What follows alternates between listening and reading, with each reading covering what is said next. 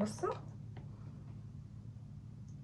فوم يجنن للايس كوفي، لللاتيه، لاي حاجه كابتشينو، اي فوم بتحبوه كده اللي بيطلع زي بتاع الكافيهات.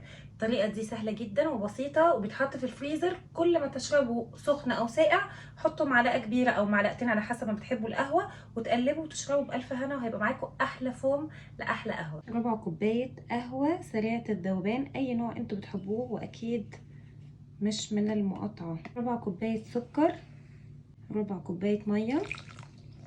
دلوقتي بقى هضربهم كويس قوي بمضرب كهرباء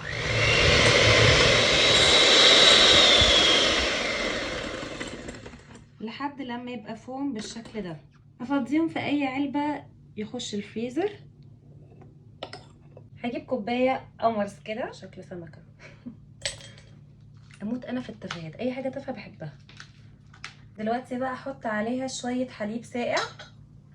تقدروا تعملوها طبعا من غير تلج وحليب سخن، يعني تعملوها سخنة او ساقع. بصوا الفوم خطير وبيخش الفريزر ويفضل فوم كده، تاخدوا منه معلقة على اي كوباية.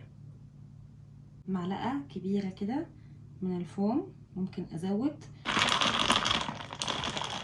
بصوا الفوم بقى خطير خطير، احلى من اي كافيه.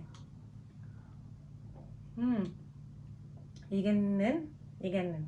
شفتوا يتعاكس من حلاوته. اهو ده اللي يفوق ويروق بجد.